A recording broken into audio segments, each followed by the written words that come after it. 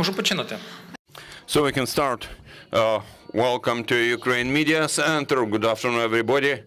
I'd like to remind you that we are supported by the Ministry of Defense of Ukraine and the Ministry of Internal Affairs of Ukraine. And now in our studio we have Anton Heraschenko with us. Anton Heraschenko is advisor to the Minister of Internal Affairs of Ukraine. And today we'll discuss with Anton Heraschenko crimes committed by the Russian military in those liberated territories of Ukraine. So Anton, you're welcome. Thank you. After Ukrainian armed forces have heroically pushed Russian occupiers from Kyiv Oblast, it has been known to the whole world about those terrible crimes committed by Russians in the territories of Kyiv Oblast and other oblasts of Ukraine. First of all, the whole world has been shocked with the tragedy in the city of Bucha. There, just on the streets, people were killed, shot at. Ukrainians were killed from armored vehicles. They were civilians. They posed no threat to Russian occupiers. In the streets of Bucha, after its liberation, 28 dead bodies were found. In addition, in the city of Bucha, in Prolesek Children's holiday camp, 5 bodies of Ukrainians have been found, which were tortured in the basement by special forces of Russian military. 4 of them had their hands tied behind their back, and they were tortured. One of those people had his head broken with a gun. Others have been killed. We have brought a team of foreign journalists there from about 70 foreign media, from Australia to Japan to Europe to United States, to show to the whole world that those bastards were killing Ukrainians, torturing Ukrainians with highest degree of cynicism and cruelty. Also in the village of Matizhin in Kyiv Oblast, the place of mass murder of Ukrainian citizens was found. There was a family killed, the family of the head of Matizhin village, Olga Sukhnenko. Her husband was also killed there, her son was killed, and we still cannot find her daughter. Next to their bodies, there were bodies of 3 more Ukrainians, including one of the territorial defense members. All that information was published by me in my Pravda Heraschenko Telegram channel. Also, yesterday in the city of Hostomel, in the building, there were 11 bodies of Ukrainian civilians found. They were also killed by occupiers. And this is just the beginning of that big wide-scale work started by the Prosecutor General Office, Ministry of Internal Affairs and Security Service of Ukraine to document those crimes. Now we know about more than 400 civilians killed in Kyiv Oblast, but those numbers will grow more and more.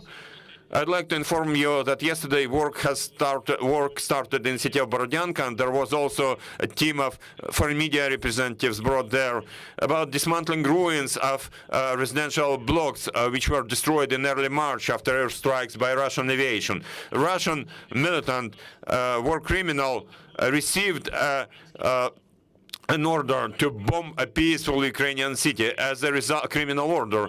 As a result, more than 10 houses were destroyed, and under those ruins, bodies of Ukrainian people remained. Some of them died immediately, and some of them were dying for days and even weeks under those concrete ruins, without having any water, any food, in complete darkness.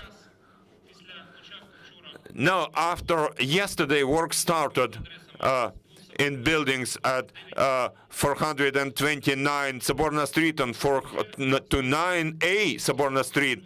Bodies of 4 Ukrainians have already been found, people who died under those ruins of those buildings. And this is just the beginning, because I have been told by officers of the State Emergency Service, now they have, those were 5-story buildings, and now there are just 3 stories ruins checked. And we don't know how many Ukrainians still remain there under those ruins. There were basements where people tried to hide from those bombs. According to information by head of Borodyanka, there are more than about 200 residents of Borodyanka missing, and we know that many of them have been missing forever. We'll never forgive that crime, And Russian occupiers, as well as their leaders, will be brought to liability for murder of Ukrainians. Our rescuers continue their serious-scale operations to check those ruins as fast as possible, so that residents of Borodianka will be able to use their lovely city again. But I have to tell you that we are lacking people. So upon consent from the State Emergency Service, I'd like to tell you a couple of words about the new volunteer project called Dobrobati. There is a website created, and everybody who wants to help in checking those concrete ruins as quickly as possible, people are welcome to register. Please show that website. You will be invited to the State Emergency Service. And if you're physically strong enough, if you're ready to do it, the site will be shown in our translation, our broadcast. They will see it. Yes, okay. Then you can register on that website, and they will contact you and give you instructions, and you will be able to go to Borodianka, and jointly with people from the State Emergency Service, you will be able to help in checking those huge ruins created by Russian bastards. Please, you're welcome with your questions. Friends, you're welcome to ask your questions. Please use the microphone and introduce yourself. Your question? Hello. Sara Gomez from Spanish News Agency EFE. I would like to ask if we have there already been documented war crimes, and there's some figures from the the government, the Ministry of the Prosecutor General, of how big is this war crimes, if we can have a figure of how many of them have been already documented. And of course, I also would like to ask about do you think we can also talk about crimes against humanity or even genocide? Якщо можна, не працював переклад, останню саму частину, я все інше зрозумів. Чому саме запитання? Які злочини вже зафіксовано, і чи можемо ми говорити про злочин проти людськості? Дякую. Thank you.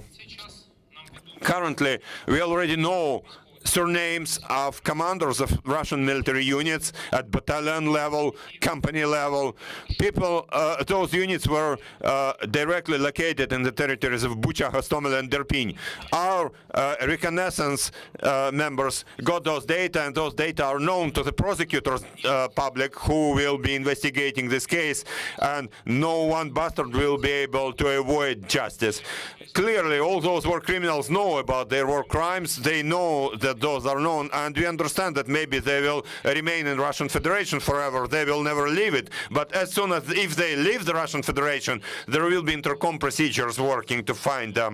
Also, in social media, there are a lot of initiatives now, and people call for creating Ukrainian Mossad to find and find those people everywhere, those involved in killing civilians and torturing civilians and destroying those criminals. Thank you. Any more questions?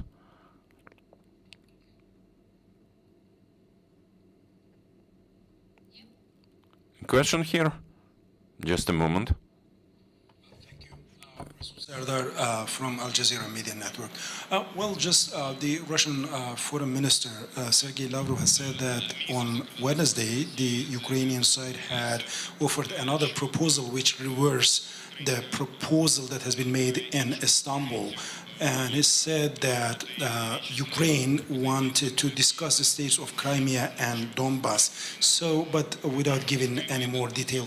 Can you a little bit elaborate that for us? What is the new proposal of Ukraine, please? Thank you. I am advisor to Ministry of Internal Affairs. I am not authorized to comment on those matters which are about the highest level of military and political leadership of Ukraine. I can share my personal view as a citizen of Ukraine. Of course, Ukrainians will never agree to the occupation of Crimea nor any occupation of the territory of Ukraine. Both Crimea and Donbass are parts of Ukraine, and I'm sure that the President will make every effort possible for us to get back the whole territory of Ukraine and to restore our territorial integrity in full extent. Thank you. Any more questions?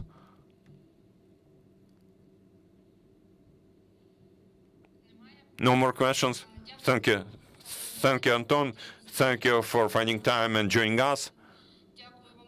Thank you, friends. And I'd like to remind you that in literally 10 minutes, we are to continue our next briefing, and you'll hear spokesperson of the Ministry of Defense of Ukraine, Alexander Matozyanak, here in our studio.